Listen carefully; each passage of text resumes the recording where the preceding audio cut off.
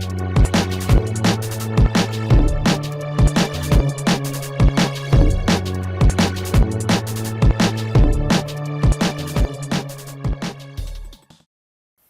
नमस्कार दोस्तों, आप सभी का स्वागत है हमारे चैनल जिसका नाम है श्री एजुकेशन, जहाँ पे आपको मिलती है एग्ज़ाम के रिलेटेड बहुत अच्छी-अच्छी टिप्स और ट्रिक्स और कंसेप्ट, जिससे कि आप एग्ज़ाम में सफल हो सकें। आज के इस वीडियो में देखेंगे कि थर्ड शिफ्ट में जो क्वेश्चंस आए थे जनरल अवेयरनेस के 19 जनवरी को 19 जनवरी को जो एसएससी सीएचएसएल का एग्ज़ाम हुआ था, उसमें जो थर्ड शिफ्ट के क्वेश्चन आए थे जनरल अवेयरनेस के, उसको हम यहाँ पे डिस्कस करेंगे। इसके पहले वाले वीडियोज़ में आपने देखा होगा सेकंड शिफ्ट और फर्स्ट शिफ्ट में जो क्वेश्चन आए थे एसएससी एचएसएल में, वो आपने देखा होगा। अगर आपने नहीं देखा तो हमारे वो चैनल पर जाकर वो वीडियो आप देख सकते हैं। 19 जनवरी को जो मैथमेटिक्स, रीजनिंग, इंग्लिश के क्वेश्चन आए थे वो भी हमने अपलोड कर दिए हैं, वो भी आप देख सकते हैं। अगर आप हमारे नए व्यूअर्स हैं तो आप हमारे चैनल को सब्सक्राइब कर सकते हैं, जिससे कि जितने भी वीडियोज़ आएँगे आपको नोटिफ़िकेशन मिलता रहेगा। चलिए शुरू करते हैं। सबसे पहला क्वेश्चन है, who was the winner of the 2016 under 19 world cup? जो अंडर 19 वर्ल्ड कप था उसके विनर कौन थे? जो अंडर 19 वर्ल्ड कप था क्रिकेट में, वो उसका विनर कौन सी टीम थी? तो वेस्ट इंडीज़ थी, 2016 में हुआ था। तो दोस्तों इसके रिलेटेड ये भी क्वेश्चन आ सकता है कि 2016 में टी20 वर्ल्ड कप हुआ, उसका विनर कौन था? उसका विनर भी वेस्ट इंडीज़ था, मेल और फीमेल दोनों। तो दोस्तों 2016 जो था वो वेस्ट इंडीज़ का दिन था। वो वेस्ट इंडीज़ का साल था। इसमें वेस्ट इंडीज़ वर्ल्ड कप लड़कियों ने भी जीता था और मैन वालों ने भी जीता था, और जो अंडर 19 उन्होंने भी जीता था। नेक्स्ट क्वेश्चन दोस्तों, how many Filmfare awards has Shahrukh Khan won so far? दोस्तों ये कोई क्वेश्चन नहीं है, ऐसा क्वेश्चन का आंसर ना ही दीजिए, कोई अच्छा नहीं, क्योंकि ये किसी को याद नहीं होता कि film fair award Shahrukh Khan ने कितने जीते, सलमान खान ने कितने जीते हैं, यहाँ सब नहीं होता है। ये पूछ सकता है कि फिल्म फेयर अवार्ड अभी लेटेस्ट में किसको मिला है। दोस्तों 14 जनवरी को हुआ है अभी, वो 2017 14 जनवरी 2017 में हुआ है फिल्म फेयर अवार्ड। इसमें जो बेस्ट एक्टर हैं थे वो हैं हमारे वो दंगल के जो एक्टर थे, क्या नाम था उनका? आमिर खान। आमिर खान थे, आमिर खान। और जो बेस्ट मूवी है वो भी इनकी मूवी है दंगल, दंगल। और जो बेस्ट एक्ट्रेस की बात करें वो आलिया भट्ट थी, आलिया भट्ट थी। मगर ये 14 जनवरी को हुआ, तो मुझे तो नहीं लगता ये क्वेश्चन आ सकेंगे। आपसे ये पूछा जाता था अगर फिल्म फेयर अवार्ड पे आएगा भी तो 2016 में किसको मिला था? 2016 जो जनवरी में हुआ था फिल्म फेयर अवार्ड, उसके विनर पूछ सकता है। तो उसमें जो बेस्ट एक्टर थे वो थे आपके रणवीर सिंह थे। और जो दूसरे थे उनका क्या नाम था, वो उनकी एक्ट्रेस बाजीराव मस्तानी की जो एक्ट्रेस थी दीपिका पादुकोण, दीपिका पादुकोण को मिला था। और बेस्ट मूवी जो थी वो बाजीराव मस्तानी थी। 2016 में फिल्म फेयर अवार्ड था। तो फिल्म फेयर अवार्ड जो रणवीर सिंह, दीपिका, बाजीराव मस्तानी मूवी, तीनों एक ही से लिंक है, मतलब मूवी में दोनों ने काम किया था, तो यही हो गया सब कुछ। देखिए नेक्स्ट क्वेश्चन था, what kind of market restricts A seller from entering? मतलब किस टाइप की जो मार्केटिंग होती है किसी दूसरे सेलर को उस मार्केट में एंटर करने से रिस्ट्रिक्ट करती है? तो दोस्तों इसका आंसर आएगा प्योर मोनोपोली। प्योर मोनोपोली में दोस्तों क्या होता है कि प्योर मोनोपोली का मतलब ये होता है कि वहाँ पे केवल एक सेलर होता है, एक सेलर होता है और खरीदने वाले कई होते हैं। सेलर एक होता है, खरीदने वाले कई होते हैं। तो इस मार्केट में कोई और दूसरे सेलर को अलाउड नहीं होता, केवल यही सेलर होता है, एक ही सेलर होता है। तो दूसरा कोई सेलर को इस यहाँ पे रिस्ट्रिक्शन होती है। तो मोनोपोली में ये होता है। तो एक और टाइप का होता है दोस्तों, मोनोपोसोनी होता है, वो होता है मोनोपोसोनी। इसमें क्या होता है दोस्तों, इसमें बायर एक होता है, इसमें कस्टमर एक होता है और खरीदने वाले बहुत सारे होते हैं। Who discovered oxygen? Who discovered oxygen? Oxygen किसने डिस्कवर किया दोस्तों? तो ये जोसेफ ने डिस्कवर किया था। किसने डिस्कवर किया? जोसेफ ने डिस्कवर किया था। ये कहाँ के हैं? ये यूके के हैं, यूके के। यूके मतलब दोस्तों यूनाइटेड किंगडम, उत्तराखंड नहीं। दोस्तों नेक्स्ट क्वेश्चन है, who invented the lightning rod? Lightning rod जो हमारे घरों, जैसे हमारा घर में के ऊपर जो बिजली गिरती है उस पे हम रॉड लगाते हैं, तो उससे बिजली हमारे अर्थ में चली जाती है। तो वो किसने इसकी सबसे पहले खोज की थी? तो ये खोज की थी दोस्तों बेंजामिन फ्रैंकलिन ने। बेंजामिन फ्रैंकलिन ने सबसे पहले खोज की थी कि घरों के ऊपर जो लाइटनिंग रोड लगाई जाती है उसके कारण क्या होता है, जब बिजली गिरती हुई है इस घरों में तो डायरेक्ट ये इसका सारा करंट अर्थ में चला जाता, तो कुछ भी नुकसान नहीं होता। तो ये बेंजामिन फ्रैंकलिन ने खोज की थी। अगर दोस्तों ये पूछा जाए कि जो बेंजामिन फ्रैंकलिन कहाँ के हैं, तो ये फ्रांस के थे। ये फ्रांस के थे, फ्रांस के रहने वाले थे। ठीक है। नेक्स्ट क्वेश्चन, बहुत इजी क्वेश्चन दोस्तों पूछा गया, how many states are there in India? तो 29 स्टेट्स हैं। 28 से 29 एक अभी बड़ा है तेलंगाना, जो आंध्र प्रदेश से टूट के बना है, तेलंगाना नया बना है, तो उसके कारण यहाँ पे 29 होंगे हैं। तेलंगाना की दोस्तों राजधानी है जो हैदराबाद, आंध्र प्रदेश की राजधानी थी हैदराबाद, अब वो तेलंगाना की राजधानी हो गई है। और जो दो मतलब आंध्र प्रदेश दो भागों में टूटा ना, एक तेलंगाना है एक आंध्र प्रदेश है, तो तेलंगाना की राजधानी जो है वो दोस्तों आंध्र प्रदेश है, सॉरी तेलंगाना की राजधानी हैदराबाद है, और जो हमारा आंध्र प्रदेश की राजधानी अमरावती है। आंध्र प्रदेश की राजधानी अमरावती है। दोस्तों नूरजहां किसकी वाइफ थी? तो नूरजहां दोस्तों जहांगीर, एक जो मुगल शासक था वो उसकी वाइफ थी, जहांगीर की वाइफ थी। दोस्तों जो नूरजहां की दो शादियां हुई थी, जो नूरजहां की दो शादी हुई थी, पहले जो शादी हुई थी वो एक अफगानिस्तान का राजा था, उसका नाम शेर अफगान खान था। क्या नाम था दोस्तों? शेर अफगान खान था। सबसे पहले इससे शादी हुई थी, मगर इसकी मृत्यु हो गई एक लड़ाई में, ये मर गया। उसके बाद नूरजहां ने इससे शादी की थी, जहांगीर से शादी की थी, जो कि अकबर का बेटा था। जहांगीर दोस्तों कौन था? अकबर का बेटा था, तो जहांगीर से शादी की थी उसके बाद। तो दोस्तों आपको मालूम होना चाहिए कि जहांगीर क्या है, एक मुगल शासक है। तो मुगल शासक बहुत इंपॉर्टेंट होते हैं दोस्तों, इसके लिए मैं आपको बता देता हूँ, एक ट्रिक बताता हूँ कि सारे आपको मुगल शासक याद हो जाएंगे। दोस्तों सबसे पहले जो था वो बाबर था, फिर हुमायूं था, फिर दोस्तों अकबर था, उसके बाद फिर दोस्तों ये हमारा जहांगीर जी थे, उसके बाद दोस्तों ये शाहजहां थे, उसके बाद दोस्तों वो सॉरी औरंगजेब था, उसके बाद बहादुर शाह जफर था। तो एक ट्रिक की सहायता से याद कर लेंगे, भाजसा बी। जैसे कि आप लोग जानते हैं भाजपा का दौर चल रहा है अभी, तो भाजसा से आप भाजपा से भाजसा याद कर सकते हैं, भाजसा बी। बी से बाबर हो जाएगा। सबसे पहले जो सबसे पहला बाबर सबसे पहला जो राजा था मुगलों का वो बाबर था, तो बाबर ने मुगलों की नींव रखी थी। कैसे? हमने आपको बताया था पानीपत की जो पहली लड़ाई हुई थी 1526 में, पहली लड़ाई हुई थी ना, तो उसमें लोधी को इसने हराया था बाबर ने। तो बाबर ने लोधी को हराया था, तो बाबर तब उसने फिर शुरुआत हो गई थी, मुगलों की शुरुआत हो गई थी। उसके बाद हुमायूं आया जो कि इसका बेटा था, फिर अकबर आया, फिर ये जहांगीर जी आए, फिर शाहजहां आए, उसके बाद फिर औरंगजेब आया, फिर उसके बाद बहादुर शाह जफर आए। तो ये हम याद कर सकते हैं आसानी से, ये मेन है। इसके बीच में भी बहुत सारे थे मगर वो इम्पोर्टेंट नहीं है, एग्जाम के रिलेटेड यही आते हैं, हमेशा यही पूछे जाते हैं किसी भी एग्जाम में, आईएएस पीसीएस कोई भी एग्जाम हो इसी के रिलेटेड पूछे जाते हैं। What is the name of the park inside Taj Mahal? Taj Mahal के अंदर जो पार्क है दोस्तों उसका क्या नाम है? उसका नाम है चार बाग। उसका नाम क्या है? चार बाग।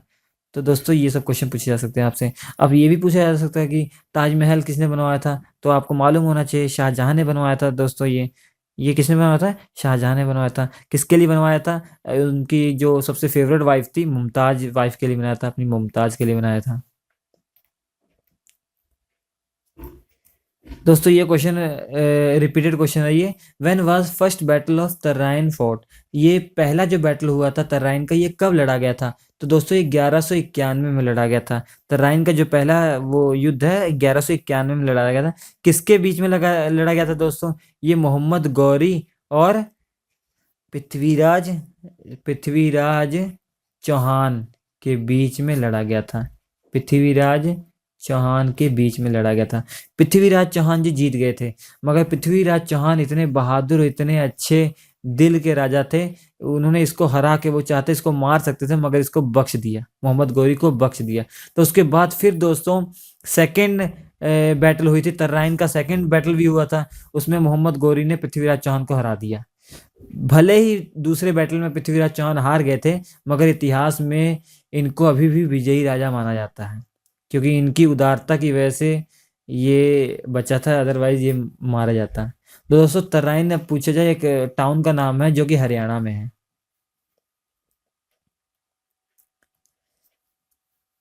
दोस्तों ये which was the country to first country to adopt a constitution. दोस्तों इसका थोड़ा कंफ्यूजन है, ये आप लोग देख लीजिएगा, मेरे हिसाब से यूएसए आंसर है इसका, एक बार आप लोग चेक कर लीजिएगा। USA, which was the first country to adopt a constitution, तो यूएसए मेरे हिसाब से। आप लोग चेक कर लीजिएगा उसको। How many seats in Chandigarh Lok Sabha, Chandigarh Lok Sabha में कितनी सीट है दोस्तों? एक सीट है चंडीगढ़ लोकसभा में, केवल एक सीट है। चंडीगढ़ एक केंद्र शासित प्रदेश है, तो इसमें एक सीट है। जितनी भी केंद्र शासित प्रदेश हैं सब में एक एक लोकसभा सीटें हैं, दिल्ली को छोड़कर। दिल्ली में दोस्तों 7 लोकसभा सीट हैं। कितनी सीटें हैं? 7 लोकसभा सीट हैं। तो पूरे केंद्र शासित प्रदेश में गिना जाए तो ये 13 लोकसभा सीटें हैं। अगर पूरे इंडिया की बात की जाए दोस्तों तो कितनी लोकसभा सीटें हैं? तो 545 सीटें हैं, जिसमें जो 543 होती हैं वो हम लोग मतलब इलेक्टेड होते हैं, जो हम लोग वो वोट देते हैं। हम लोग जो अभी लोकसभा का चुनाव हुआ था 543 उसमें जीत के आते हैं, ऐसे 543, और 2 वहीं से नॉमिनेटेड होते हैं अंदर से ही, तो 545 दोनों सीटें होती हैं। Which drug is use to cure glaucoma, दोस्तों ये आंखों में एक रोग होता है ग्लूकोमा, तो इसके लिए बहुत सारी दवाइयाँ हैं जिसके कारण ये ठीक हो सकती है।